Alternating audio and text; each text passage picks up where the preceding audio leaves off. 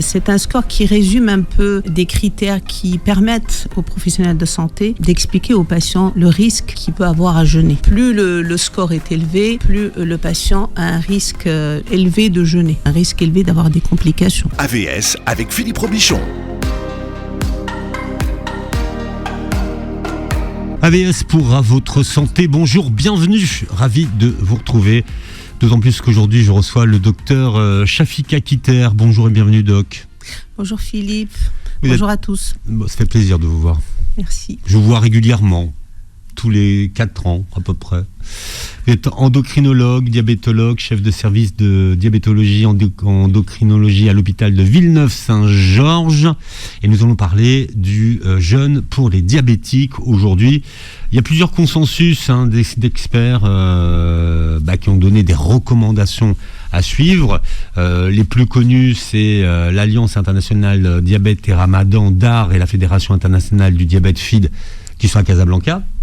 Quelles sont les dernières recommandations qu'on a en fait, techniquement ? Alors, je corrige juste un peu. Les recommandations de Casablanca, c'était les toutes premières. Ah, c'était toutes premières. Oui, ouais. Les années 90. Et en fait, les toutes dernières, c'est celle de 2021, effectivement, de la FID, la Fédération internationale du diabète, et le DAR, donc l'Alliance diabète internationale diabète et ramadan. Et elle date de 2021. D'accord. Voilà. Bon. Donc régulièrement, il y a des recommandations, mais il n'y en a pas tous les ans en fait. Non, pas tous les ans. Il n'y a pas la nécessité d'avoir des recommandations tous les ans. Non. Déjà, le sujet intéresse du monde, donc depuis les années 90 et de plus en plus. Oui, parce que quand on a commencé à faire nos premières émissions, ça n'intéressait personne. Et la question à l'époque, c'était est-ce qu'il y a un risque de jeûner quand on est diabétique ? Oui. C'était la question. Oui, tout à fait. Et la réponse c'était ah non, les diabétiques ils jeûnent pas. Hein.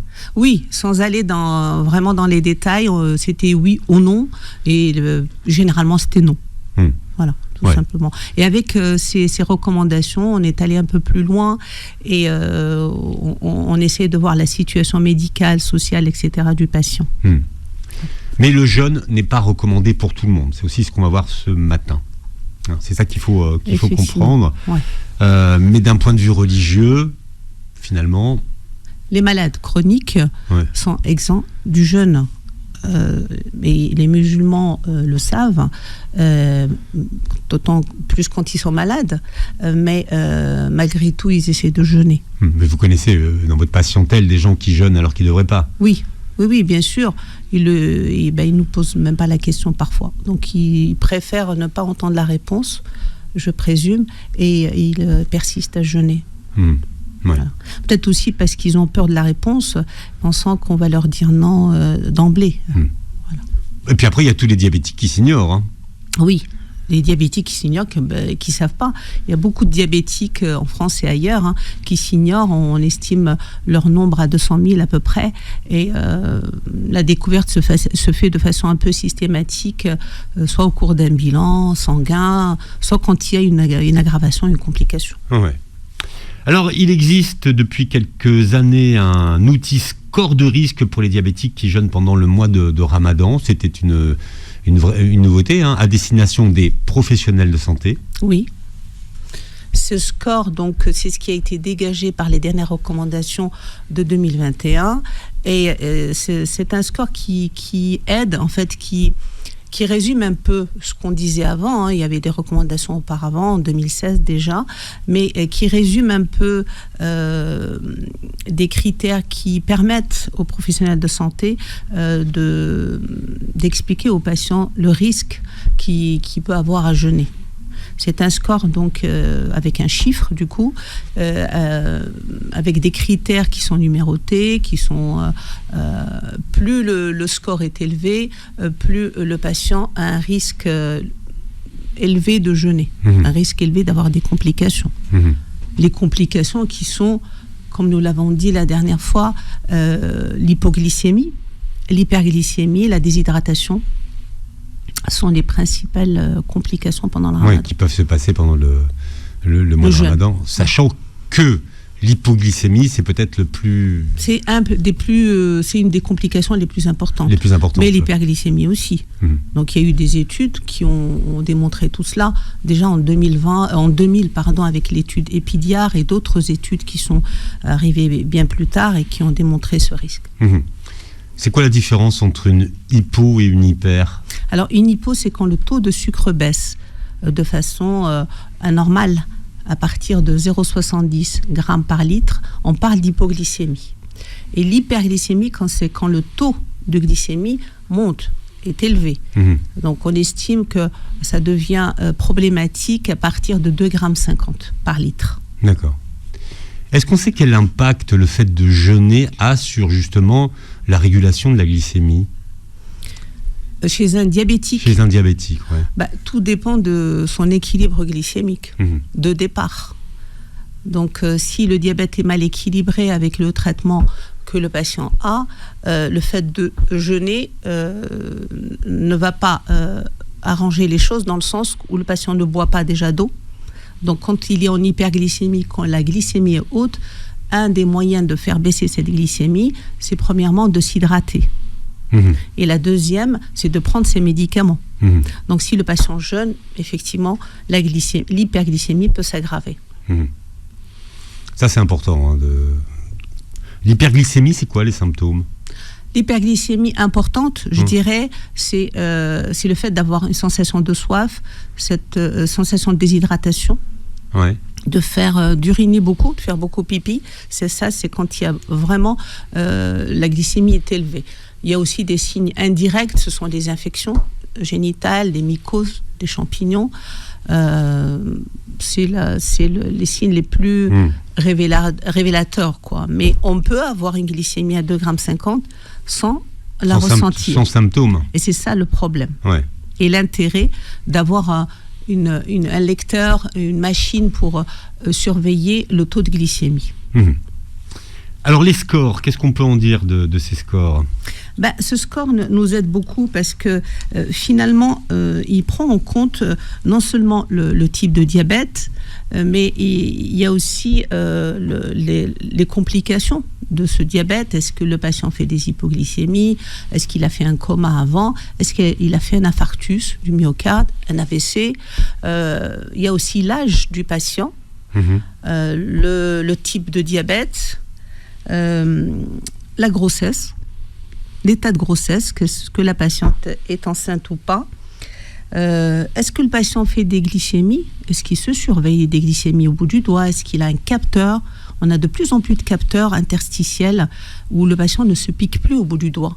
Donc, est-ce qu'il a un capteur ? Et est-ce qu'il contrôle ? Parce que avoir un lecteur, une machine pour surveiller, que ce soit un capteur ou un lecteur, et si le patient ne se contrôle pas, il faut qu'il se contrôle et qu'il voit ses chiffres. C'est l'intérêt. C'est-à-dire que le capteur peut vous rendre passif. Le capteur, il faut regarder ses chiffres. Parce que le capteur, ça se passe comment ? On a un capteur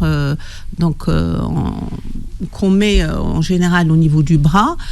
Ça dure 14 jours dans la grande majorité des cas. Et le patient peut se scanner. Ça se passe comme ça. On se scanne soit avec un lecteur, soit avec son téléphone. Et on regarde les chiffres. Donc, s'il ne le fait pas, s'il a juste le capteur et qu'il ne fait pas ce geste et qu'il ne recherche pas. Il y a d'autres critères aussi dans ce score. C'est aussi l'expérience de jeûne, l'expérience antérieure. Un patient qui a déjà jeûné, son expérience elle a été négative ou positive, ça aide aussi au score. Si le patient dit qu'il a jeûné le mois du Ramadan antérieur et que ça s'est bien passé ou ça s'est pas bien passé, en fait, si ça s'est bien passé. C'est une information importante. Voilà, si ça s'est bien passé, finalement le score ce critère est à 0, donc c'est plutôt bien. S'il dit que l'expérience a été négative, il a 1 point déjà, ça veut dire que ça commence à monter. Enfin, le score va commencer à, comment vous expliquer ça, à chiffrer. Et du coup, c'est vrai que ça rentre dans les critères où il ne faut pas qu'il jeûne. Il y a aussi le type de traitement, parce qu'avoir beaucoup d'injections d'insuline, le score aussi commence à s'élever et c'est plutôt non recommandé de jeûner. L'équilibre du diabète, il y a la fragilité des personnes, c'est-à-dire soit l'âge avancé, ou bien les fonctions cognitives. C'est une altération, c'est une démence, etc. Ça entre en jeu. Et enfin, le travail physique. Plus le travail physique est intense, plus le score est élevé. Je vous donne un exemple. Si le travail est très intense, le score est à 4. Ah oui. Déjà, Mais d'emblée. déjà, ouais, d'accord. Voilà. Sachant que si le score est à plus de 6, le jeûne est interdit. À plus de 6. Si le score... Ah oui, si il y a d'accord. Il y a une... ouais. Voilà, on note, c'est ça qui est intéressant en fait. On prend un tableau où on interroge le patient, on a le dossier, quel type de diabète, quel âge, est-ce que le patient a fait un infarctus, est-ce qu'il a fait des hypoglycémies, est-ce qu'il les ressent, est-ce qu'il a un travail physique, est-ce que la femme est enceinte, et on compte les points. Je vous donne un exemple. Si un patient est diabétique de type 2, c'est 0, ça compte 0. Après, on regarde depuis quand il est diabétique. Si ça fait plus de 10 ans, c'est 1. Donc, on a déjà 1. Voilà. Si son diabète est mal équilibré, pour nous, on se base sur l'hémoglobine glyquée. C'est une prise de sang qu'on fait tous les 3 mois. S'il a plus de 9%, il a 2. Donc, 2 plus 1, ça fait déjà 3. Sachant que le score, s'il est entre 3,5 et 6, le jeûne n'est pas recommandé. D'accord. C'est pas interdit, mais c'est pas recommandé. Voilà. À partir du moment où le patient va dire il a un diabète de type 1, il a déjà 1 point. Du coup, type 1, c'est l'insuline. S'il a 3 injections, il est à 3. Ça fait 3 plus 1, il est à 4. Donc un diabétique de type 1, normalement, le jeûne est interdit. Donc c'est comme ça qu'on calcule avec ce score qui nous aide beaucoup. Nous, après, en consultation, ce score, on le fait avec le patient. On lui explique les tenants et aboutissants. Puis voilà, c'est lui qui prend sa décision. Oui, c'est ça. C'est un avis médical que vous rendez. Puis après, le patient est informé. Oui. Et après, les patients, en général, quand ils sont diabétiques de type 1, ils savent qu'il est dangereux pour eux de jeûner avec 3 ou 4 injections d'insuline, sachant que là, il y a une étude qui est en cours pour les patients qui sont sous pompe, avec la boucle fermée. C'est un nouveau système, nouveau depuis plusieurs années, mais qui reste nouveau, oui. Voilà. En fait, c'est un système qui assemble une pompe et un logiciel, un système qui fait que c'est la pompe qui calcule le nombre d'unités d'insuline envoyées, qui arrête la délivrance de l'insuline en cas d'hypoglycémie. Donc c'est un outil qu'on voudrait voir et essayer avec le ramadan, pour les diabétiques de type 1. Qui voudraient jeûner. D'accord. Ça rompt pas le jeûne, le fait de mettre de l'insuline. Ouais. Je sais pas, je vous pose la question, mais j'en sais rien en fait. Si on met de l'insuline, ce qui ne rompt pas le jeûne, c'est plutôt les glycémies capillaires. Mais si on met de l'insuline, c'est qu'il y a un risque d'hypoglycémie. Derrière un geste, une piqûre d'insuline, il y a un risque. Donc autant rompre le jeûne. Jeûner quand on est diabétique, avec le docteur Shafika Kitter ce matin, endocrinologue et diabétologue. Les diabétiques devraient connaître leurs limites, ce qui n'est pas toujours le cas. De connaître leurs limites finalement. De connaître leurs limites, c'est de savoir s'ils peuvent jeûner ou pas. Mais les diabétiques musulmans, on va dire qu'ils partent du principe qu'ils sont déjà musulmans avant tout. Et c'est difficile, il est difficile pour eux d'accepter de ne pas jeûner, de ne pas participer. Que ce soit les diabétiques ou ceux qui sont atteints d'une autre maladie. Oui, bien sûr. Ceux qui ont des pathologies cardiaques. Oui. C'est très important ce que vous relevez là, Philippe, parce que on parle de diabète, mais le diabète, souvent, n'est pas isolé. Il est associé à d'autres maladies, comme l'hypertension artérielle, comme les pathologies cardiovasculaires ou d'autres pathologies, c'est sûr. Donc, tout cela, il faut aussi en parler et adapter les traitements en conséquence. Quelles sont les conditions, Chafika, de rupture du jeûne ? Les conditions, c'est une glycémie basse dès le début du jeûne. C'est-à-dire le matin ? Le matin, surtout chez les patients qui ont des médicaments qui donnent des hypoglycémies, comme l'insuline, comme les sulfamides, les glinides. Je donne un exemple, en dehors de l'insuline, ceux qui ont du Novonor, du Daonil, du Diamicron, ceux-là sont à risque d'hypoglycémie. Donc, s'ils débutent le jeûne avec des glycémies à 0,80, 0,75, c'est qu'il y a un risque d'hypoglycémie dans la journée. Donc là, ça veut dire qu'il ne faut pas entreprendre à la journée. Il faut rompre le jeûne et manger. Ouais. Il y a aussi ceux qui font une hypoglycémie, tout simplement, n'importe quelle heure de la journée. Ouais. Ils font 0,70, 60, 50, il faut rompre le jeûne et manger. Manger du sucre, déjà pour commencer. Parce que là, le risque, c'est... c'est le coma hypoglycémique. Ouais. Voilà. Il y a eu des patients, dans des études, des patients qui sont arrivés en coma hypoglycémique à l'hôpital. Donc c'est un vrai risque. Ça, c'est pour l'hypoglycémie. Donc à n'importe quelle heure de la journée, au moment du jeûne, s'il y a une hypoglycémie, arrêtez de jeûner et se resucrer. Et l'intérêt de réévaluer le traitement, et on en parlera tout à l'heure. Après, il y a aussi l'hyperglycémie. Quand la glycémie, nous, on conseille de rompre le jeûne à partir de 2,50 g, surtout pour les diabétiques de type 1 qui jeûnent, mais aussi pour les diabétiques de type 2, parce que le risque, c'est la déshydratation, comme je vous l'expliquais tout à l'heure. L'hyperglycémie, beaucoup de sucre, il faut boire pour éliminer le sucre. Donc, la déshydratation et aussi l'aggravation de l'hyperglycémie. L'aggravation, c'est la fabrication de l'acétone, c'est un autre carburant et qui aboutit à une complication qu'on appelle l'acidocétose, c'est une complication aiguë du diabète. Voilà, donc l'hyperglycémie, l'hypoglycémie, et puis un malaise quelconque, une infection, la fièvre. Donc tout ce qui peut aggraver le diabète ou amener à une déshydratation ou à une autre maladie. Donc là, il faut rompre le jeûne. Voilà, il faut rompre le jeûne. Sachant que les musulmans le savent pertinemment que rompre le jeûne, ils peuvent rattraper leur jeûne plus tard. Oui. Mais c'est toujours pareil. Quand vous avez une maladie chronique, de toute façon, la maladie, elle est là. Elle est là pour toujours. Oui, elle est là pour toujours, bien sûr. Mais pour ceux qui jeûnent, même qui sont autorisés à jeûner, on va dire autorisés, qui n'ont pas de complications, un diabète bien équilibré, qui pourraient jeûner et qui jeûnent, ils ont aussi le droit d'avoir des malaises, de se sentir mal et de rompre le jeûne aussi. Donc, ils pourraient le rattraper beaucoup plus tard. Vous avez parlé des femmes enceintes tout à l'heure. Est-ce qu'il est recommandé pour une femme enceinte de jeûner, qui ferait un diabète gestationnel, de jeûner? Pour nous, il n'est pas recommandé de jeûner pendant la grossesse.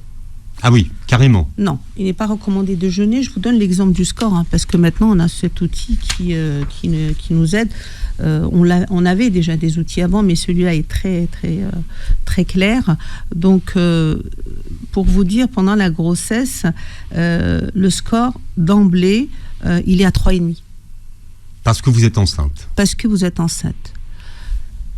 Après, la grossesse aussi, pareil, dans le cadre religieux, la femme n'est pas obligée de jeûner, elle est exempte de jeûner et elle peut le rattraper plus tard en dehors de la grossesse. Surtout quand la durée du jeûne est importante, c'est-à-dire 16 heures ou plus. Bon, là, on est sur une petite amplitude cette année. On est, je crois que c'est... c'est un petit jeûne. Un petit jeûne. Ouais, c'est un petit jeûne. Un petit jeûne, mais c'est un jeûne qui déjà n'est pas facile pour quelqu'un qui n'est pas malade, parce que ça bouleverse quand même toutes les habitudes, aussi bien alimentaires que du sommeil. Donc, pour pour une personne qui est malade, ce risque-là, il est encore plus important. Bon, enfin, ce que je retiens de ce que vous venez de dire, c'est qu'il n'est pas recommandé de jeûner pour une femme enceinte. Non. Non. Non. D'emblée, c'est la patiente qui est enceinte, enfin la patiente, diabète gestationnel ou autre, elles sont à 3,5, juste, même si elles n'ont pas d'insuline. Maintenant, si elles ont de l'insuline, il faut encore ajouter, donc elles sont à 6, elles sont plus de 6. Oui, donc faut pas... La question ne se pose pas, là. Non, voilà. Surtout chez la femme qui est déjà diabétique connue, donc qui, pendant la grossesse, connaît des comprimés avant, de l'insuline avant. Quand la femme est enceinte, elle passe directement à l'insuline. Donc, avoir de l'insuline et mener une grossesse aussi sachant qu'une femme diabétique, si le diabète n'est pas équilibré, c'est quand elle est enceinte, le risque, c'est les fausses couches et les malformations, déjà. Donc, si le diabète n'est pas bien équilibré. Donc, le jeûne vient un petit peu rendre les choses un peu plus difficiles pour l'équilibre du diabète. En matière de diabète, de toute façon, tout est une question d'équilibre. Oui, d'équilibre alimentaire, d'équilibre médicamenteux, d'activité physique, voilà. Alors, c'est vrai que ce mois de Ramadan, c'est un mois de changement d'habitude. Donc d'habitude de sommeil, d'habitude de vie, mais aussi d'habitude alimentaire. Bon là, quel conseil alimentaire pouvez-vous donner pour les diabétiques ? Alors, qui pourraient être amenés à manger comme tout le monde. Alors, je ne vais pas rentrer dans les détails, encore une fois, mais ce sont des conseils généraux. La première chose qu'on demande, c'est de s'hydrater, beaucoup. De s'hydrater, encore une fois, parce qu'il y a un risque de déshydratation. Ne pas boire toute la journée, donc il faut s'hydrater. À partir du moment de la rupture du jeûne jusqu'au matin. Bien s'hydrater, éviter tout ce qui est sucre rapide, limiter ce qui est gras, très gras, c'est-à-dire les fritures. Limiter. On a beaucoup d'appareils maintenant, je dirais, de cuisine. Allez, vas-y. Je ne fais absolument pas l'apologie. Le air fryer. Par exemple, on peut faire cuire au four pour ceux qui n'ont pas de air fryer. Une brique ou air fryer. Oui, c'est vrai que c'est moins bon que quand c'est frit. Après... Je suis d'accord. Mais après, on peut badigeonner un petit peu avec un peu d'huile ou un peu de beurre. C'est quand même mieux que... Que plonger dans l'huile. Que plonger dans l'huile. Donc le gras, c'est aussi... C'est un ennemi. C'est un ennemi parce que ça peut déséquilibrer aussi. On est diabétique, mais on peut avoir du cholestérol. Hein. On est hyper tendu. Donc beaucoup de sel, beaucoup de gras, ça déséquilibre non seulement le diabète, mais aussi d'autres pathologies associées. Voilà, manger équilibré. Voilà. Des féculents. Le mois de Ramadan, c'est quand même pas un mois où on mange équilibré. Hein. Oui, je suis d'accord avec vous, mais limité, sachant que on autorise de manger un gâteau sucré après, mais au lieu d'en prendre 2 ou 3, c'est plutôt 1. C'est pas une interdiction formelle. On fait autre chose aussi, mais on va y arriver. On modifie les traitements. On va parler des traitements tout à l'heure. On modifie les traitements. Du coup, le traitement à la rupture du jeûne est différent. On aide aussi le patient. On sait qu'il va manger un peu plus. Donc, le traitement n'est pas le même. Et l'activité physique, modérée. De telle façon à ne pas avoir d'hypoglycémie. Pourquoi quel est le lien ? Le lien, c'est l'hypoglycémie. Mais entre l'activité et l'hypoglycémie ? C'est quand on a de l'activité physique, le taux de sucre baisse. Ah, d'accord. Voilà. On dépense de l'énergie, donc le taux de sucre baisse. Mais il faut quand même en avoir un peu, parce que manger la nuit, et il y a aussi, on avait évoqué déjà les prières de la nuit, qui durent 2 heures. C'est ça, parfois. Tarawih, oui. Tarawih. Donc, ça participe aussi à l'activité. C'est une bonne activité physique pour ceux qui peuvent les faire, bien sûr.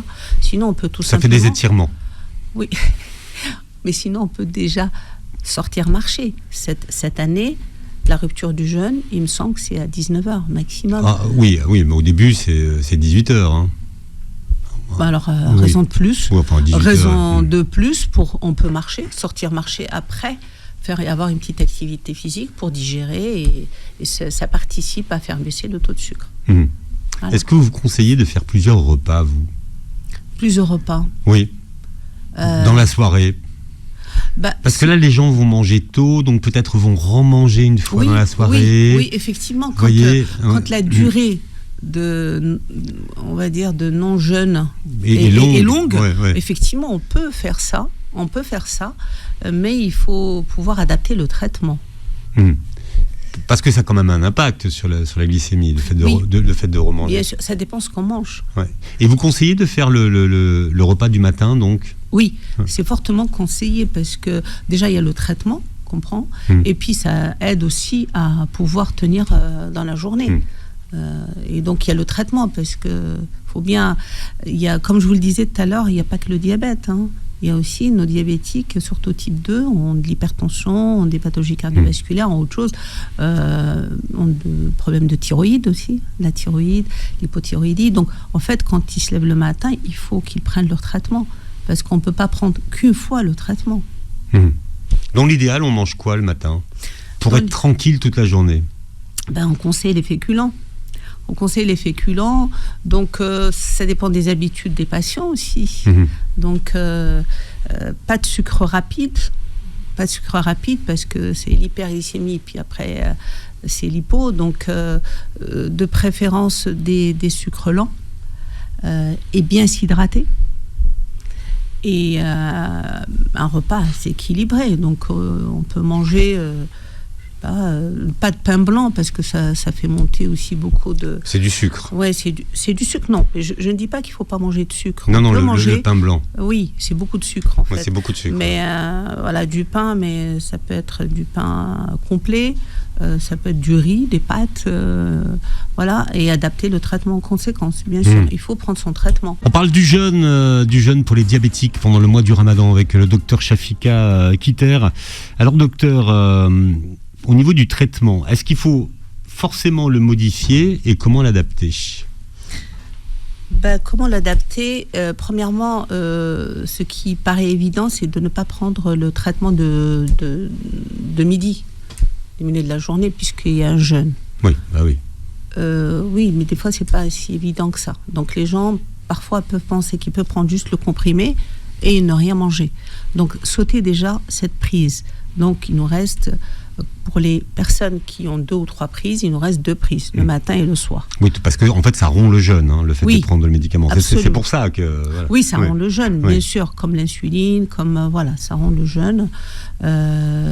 Tout ne rompt pas le jeûne. Par exemple, on en avait discuté la dernière fois, c'est juste un aparté, c'est par exemple la ventoline rompt pas le jeûne. Voilà. Les inhalateurs, les inhalateurs. Après, il nous reste 2 prises, une le matin et une le soir. Et sachant que le repas du soir est plus important que celui du matin, on va mettre tout simplement la dose la plus importante au soir, c'est-à-dire à la rupture du jeûne. Donc c'est pour cette raison qu'il faut vraiment voir son médecin avant le ramadan pour justement adapter le traitement. Donc s'il y a des comprimés, ça sera le double le soir et la moitié, le matin.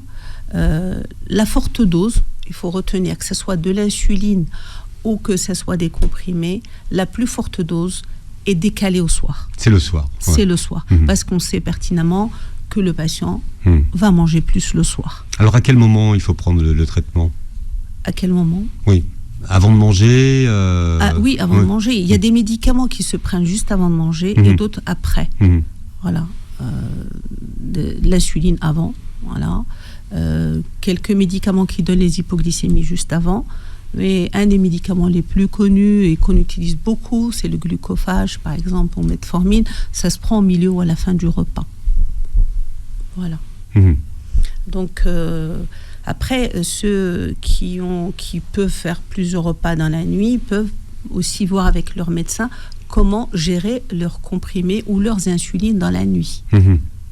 Donc, comment faire pour peut-être prendre la moitié à la rupture du jeûne et un peu plus tard ce qui reste. Dans ce cas-là, il faut étaler la prise des traitements. Surtout les insulines. C'est pour ceux qui veulent absolument jeûner alors qu'ils ont de l'insuline.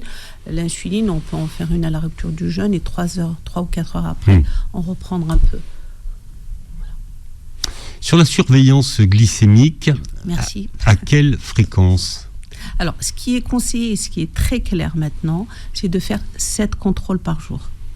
Par jour, sur 24 heures, j'entends. D'accord. C'est-à-dire le matin, au premier repas, dans la matinée, à midi, dans l'après-midi, à la rupture du jeûne, et puis dans la nuit, 1 à 2 fois, ça dépend. Donc ça fait 7, on a 7 glycémies. C'est de plus en plus facile avec, je vous disais, avec les capteurs. Pour ceux qui ont un appareil, un lecteur, qui n'ont pas de capteur, c'est qu'ils peuvent en faire un peu moins, sauf en cas de malaise. En cas de malaise, ils peuvent faire plus de glycémie. Sachant que le capteur, ce fameux capteur, actuellement, on le prescrit surtout chez les personnes qui ont de l'insuline. Des comprimés, mais de l'insuline.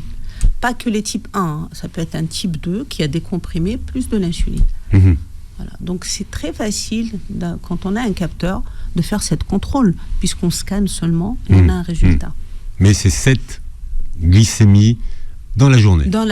Sur 24 heures. Sur 24 heures, oui. Voilà.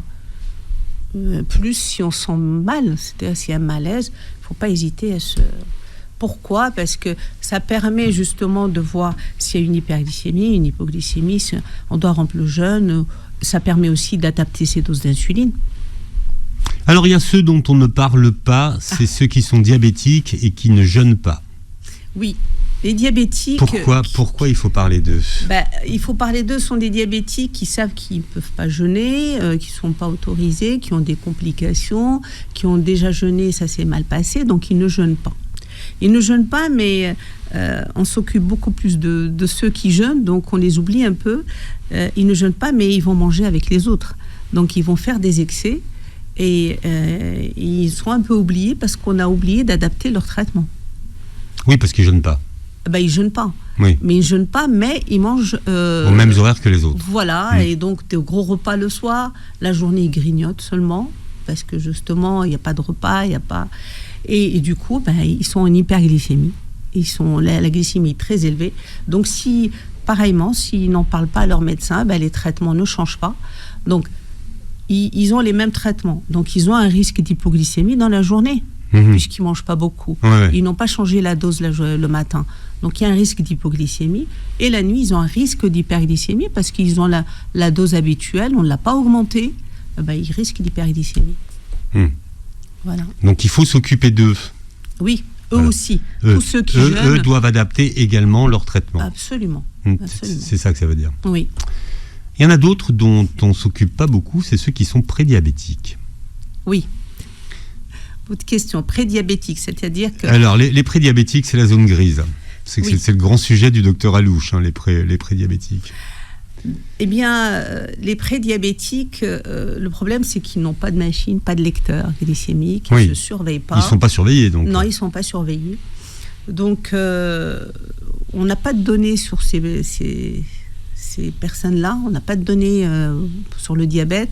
Mais ce qu'il faut savoir, c'est peut-être attirer leur attention sur les signes d'hyperglycémie. Parce qu'eux, il n'y a pas de risque d'hypoglycémie, ils n'ont pas de traitement. C'est plutôt les signes d'hyperglycémie. Voilà. C'est de savoir s'ils commencent à sentir qu'ils sont déshydratés, la bouche sèche, ou bien boire beaucoup d'eau, à uriner beaucoup, c'est que ce sont des signes d'hyperglycémie. C'est que la glycémie est élevée. Voilà, qu'ils doivent consulter. On ne peut pas faire baisser la glycémie comme ça. Si, on peut faire baisser la glycémie par 2 méthodes. C'est boire de l'eau et surtout prendre un traitement. Non, je voulais dire sans traitement, en fait. Sans traitement ? Oui. On ne peut pas faire baisser la glycémie comme ça. Non, c'est l'exercice physique, mais bon, ça peut faire baisser. Mais encore une fois, pour éliminer le sucre, il faut s'hydrater et avoir un traitement. Donc, pour terminer cette émission, récapitulons les conseils que vous donnez aux diabétiques qui vont jeûner. Donc, moi, ce que je conseille, c'est qu'ils en parlent à leur médecin. Pour faire un point sur la situation médicale, déjà. Médicale, professionnelle, leur travail, leur expérience antérieure du ramadan. S'ils veulent jeûner, donc il y a ce score à voir avec leur médecin qu'on peut retrouver sur Internet. Je vous donnerai, si vous voulez, un lien. Et tous les professionnels de santé l'ont, ce score, et l'utilisent ou pas? Alors, je ne sais pas, je ne pense pas. Ben non, moi Non, je ne pense pas, mais on en parle beaucoup. Ce score a été validé parce que bien après ce score, des équipes l'ont essayé. Ils ont effectivement montré que ce score était valide parce qu'il a démontré que ceux qui jeûnaient avec un score élevé faisaient des complications. Effectivement, des malaises, etc. Donc, est-ce qu'il est utilisé? Je ne peux pas vous répondre par beaucoup de professionnels. Par les professionnels de santé, oui, j'entends. Non, je ne sais pas, mais on peut le retrouver sur Internet, sur les dernières recommandations de la Fédération internationale du diabète et du DAR, ça c'est certain. Donc, voir avec leur médecin s'ils peuvent jeûner ou pas, quel est le risque pour eux de jeûner, justement. Et s'ils ne jeûnent pas, et sachant qu'ils vont aussi manger et un peu plus que d'habitude pendant ce mois, c'est de voir avec leur médecin comment déjà il peut adapter les doses. Donc on peut faire une ordonnance. On avait vu avec un de mes collègues généralistes qui me demandait comment faire pendant le mois du jeûne du Ramadan, c'est de faire une ordonnance, dire pendant ce mois-là, vous ferez ça et ça. Vous prendrez ce comprimé à telle heure et vous majorez les médicaments à telle heure. Pendant un mois. Et après le mois du Ramadan, reprendre le traitement habituel. Voilà. Première chose. Deuxième chose, c'est de connaître les limites. Comme vous disiez tout à l'heure, quand est-ce qu'il faut rompre le jeûne?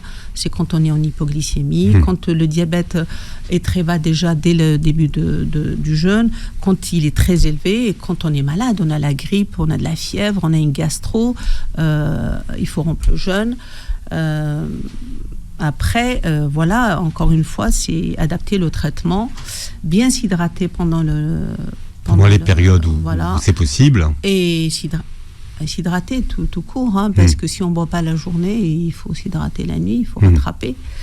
Et adapter les traitements et faire des glycémies, des contrôles glycémiques pour savoir où est-ce qu'on en est, sachant qu'il y a des patients diabétiques qui jeûnent quelques jours quand ils se sentent bien, et qui rompent le jeûne le reste du temps. Pas obligé de jeûner 30 jours. Le café, le thé, c'est recommandé ou pas? Pour s'hydrater? Oui, bien sûr, mais en quantité, parce que c'est la caféine, la théine aussi, donc ça dépend à quelle heure on prend tout ça. Oui, parce que ça a des petits côtés diurétiques. Oui, la diurétique et puis la caféine qui empêche de dormir aussi. Et il faut faire attention donc à la quantité. Mais comme les gens n'ont pas bu de café ni de thé pendant toute la journée, le soir, c'est... Oui, mais je dis pas, mais il faut pas boire non plus une cafetière entière tout seul, mais 1 ou 2 tasses de café, oui, bien sûr. Le thé aussi est très... donc voilà, 1 ou 2 tasses, pareil, c'est pas 1 ou 2 verres de thé. Donc, voilà. Bien, quelle est l'adresse où on peut retrouver le score alors, Shafika? Alors, l'adresse, je vous la donne. Il y a déjà sur le site de l'hôpital, vous pouvez déjà l'hôpital Villeneuve-Saint-Georges, on a mis alors c'est https://chiv.fr. Alors attendez, il faut parler... Moi, j'ai rien compris à ce que vous avez dit. Oui, mais c'est une adresse... Vous m'avez parlé chinois, là. Oui, c'est un site... Je ne sais pas comment vous le dire, mais c'est quand même un... Alors, https,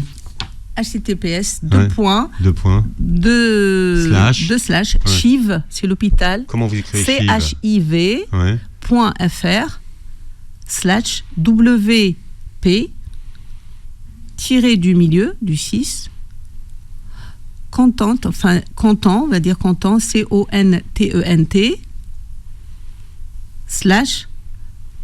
UPLOADS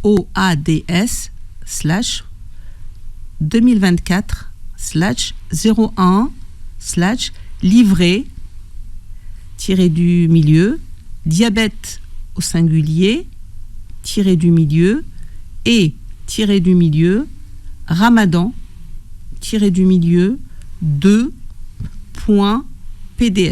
2, c'est le chiffre. Oui, 2 c'est le chiffre, pardon. Oui, oui. Point .pdf. Et là, vous tombez carrément sur un livret qu'on a fait, enfin qu'on a élaboré, où il y a le score et en même temps tout comment modifier ses traitements. Bon, heureusement, l'émission est enregistrée. Vous pourrez passer tout ça au ralenti pour recopier l'adresse, hein, parce que. Oui, carrément. Oui, la vidéo. Montrez-le à la caméra. La caméra qui est là. Qui est là, voilà. Montrez-le. Voilà. Bien. Merci, Shafika. Vous réécouterez l'émission en podcast sur beurrefm.net et vous verrez la captation de cette émission sur notre chaîne YouTube. Merci, Shafika, d'avoir été avec nous. Merci de m'avoir invité. Toutes ces informations. Et c'est toujours un plaisir de venir. Ah, c'est toujours un plaisir de vous recevoir et passer une très belle journée sur Beurre FM. Et bon Ramadan.